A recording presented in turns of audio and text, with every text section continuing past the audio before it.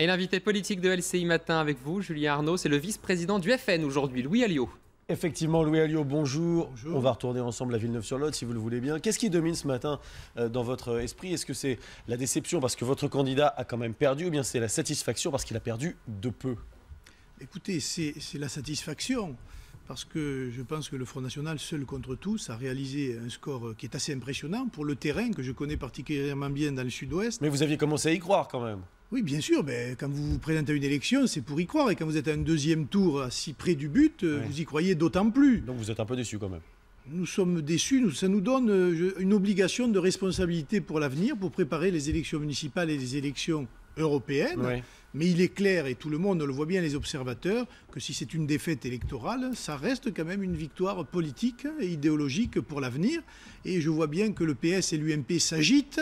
L'UMP doit aujourd'hui sa victoire au Parti socialiste, et on voit bien qu'ils s'entendent comme larrons en foire, et les électeurs aussi, je pense, voient ça de la même manière. C'est comme ça que vous expliquez que 7000 nouveaux électeurs se soient portés sur votre candidat? Oui, je pense que dans les deuxièmes tours, il y a des gens qui voient bien que la gauche au pouvoir ne changera pas la vie, ne changera plus la vie, Oui. et la droite donne des leçons, mais elle était encore aux affaires il y a un an. Et depuis 2002, sans discontinuer, ce sont des gouvernements de l'échec, la droite et la gauche, et il y a des électeurs qui donnent une utilité à leur vote et qui votent pour une force alternative que représente aujourd'hui Marine Le Pen et le Front National. Est-ce que ce qui s'est passé hier, c'est l'échec de ce qu'on appelle le Front républicain? Oui, c'est un échec du Front républicain, ça ne fonctionne plus. Je rappelle qu'en 2002, le Front républicain avait permis à M. Chirac d'être élu avec 80% et 20% pour Jean-Marie Le Pen. Oui. Aujourd'hui, les Fronts républicains, eh bien, ils donnent 51, 52, mais pas beaucoup plus. Et plus nous allons aller vers les élections générales de mars, les municipales, et de juin, les européennes, et plus, je pense, le Front national sera en capacité de s'installer devant les autres formations politiques. Quelles sont les villes que vous pensez rafler au municipal?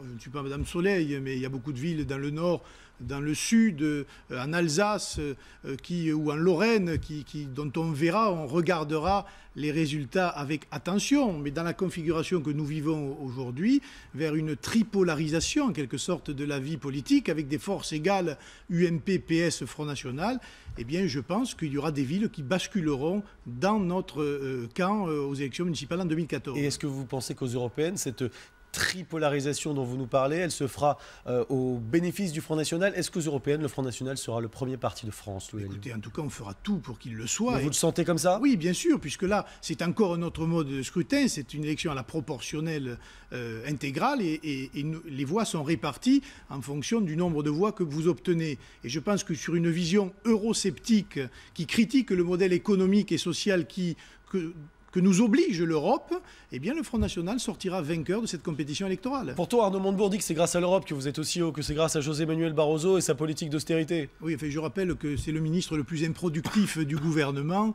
et qu'il partage le bilan désastreux qui est celui de M. Hollande aujourd'hui. Donc il n'a pas de leçon à donner. Et je rappelle quand même que la France avait soutenu la candidature de M. Barroso pour le renouvellement de la présidence à la Commission. C'était à l'époque M. Nicolas Sarkozy, mais le Parti socialiste avait aussi appuyé cette candidature. Est-ce que vous pensez, vous avez parlé tout à l'heure du score de Jean-Marie Le Pen face à Jacques Chirac en 2002, si aujourd'hui il y avait une confrontation entre Marine Le Pen et un autre candidat au second tour, le rapport de force ne serait pas le même? Ça serait du 50-50, comme hier à Villeneuve-sur-Lot? Je pense qu'effectivement, nous arrivons petit à petit à du 50-50. C'est pas ce que disent les sondages sur le plan national, quand même. Oui, mais les sondages...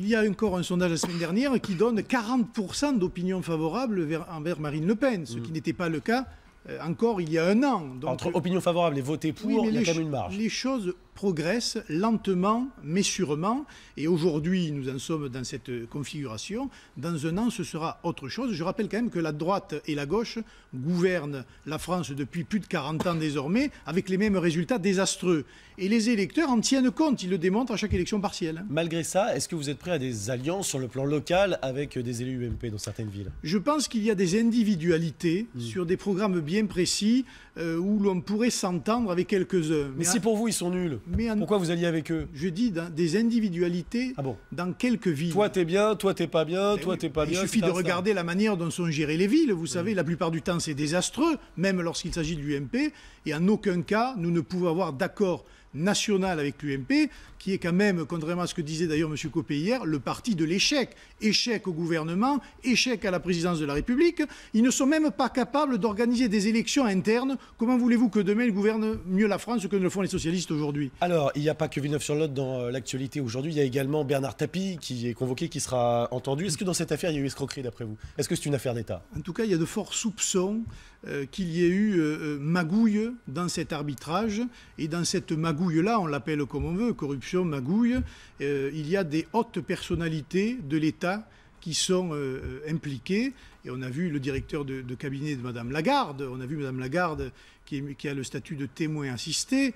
M. Tapie est entendu, mais on voit bien que tout cela se rapproche quand même du seul personnage important qui décidait de tout sous sa présidence, et ça reste Nicolas Sarkozy. Quand vous ajoutez à cela l'affaire Kadhafi, l'affaire de M. Guéant et quelques autres affaires qui traînent autour de lui, eh bien on peut se poser quand même un certain nombre de questions sur le système Sarkozy au sommet de l'État pendant 5 ans. Et ça serait quoi la contrepartie d'après vous? C'est ça qu'on a du mal à comprendre. On va la chercher, il y a des juges d'instruction pour cela, et je pense que l'enquête déterminera s'il y a eu, je sais pas moi, des mouvements de fonds, des contreparties financières ou des avantages de quelque nature qu'ils soient. Et je pense que ce sera intéressant de le savoir. Autre événement important en ce moment sur le plan même mondial, c'est Nelson Mandela qui se trouve dans un état critique. Qu'est-ce que vous pensez, vous, Louis Alliot, vice-président du Front National, de l'héritage de Nelson Mandela?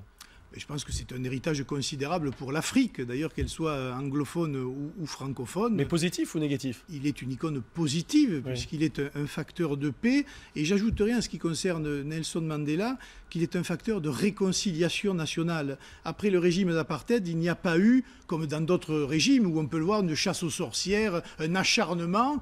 Il y a eu la prise en compte d'un fait historique et la fameuse commission de réconciliation nationale qui a permis la transition démocratique et apaisée, la transmission du flambeau d'une manière totalement apaisée. Je pense que c'est ce qu'il faudra retenir de Nelson Mandela. Ce qui a fait de lui une icône, c'est aussi sa défense d'une société multiethnique. Est-ce que vous partagez ce point de vue avec lui? C'était sa condamnation d'un régime d'apartheid. Ce n'est pas pareil. Et de ce point de vue-là, d'ailleurs... Tout est lié. La nation arc-en-ciel, ça a un sens. De ce point de vue-là, d'ailleurs, si vous aviez Jean-Marie Le Pen en face de vous, il vous dirait qu'il n'a jamais cru au système d'apartheid.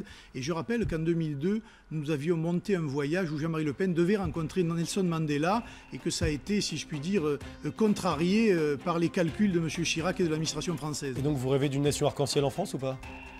L'Afrique n'est pas la France. Nous avons, nous, une histoire, une culture, des traditions, une identité. Je pense que l'Afrique, et notamment l'Afrique du Sud, est un pays beaucoup plus compliqué. Pas de victoire électorale, mais une victoire idéologique, nous dit ce matin Louis Alliot sur LCI. Merci beaucoup. Merci.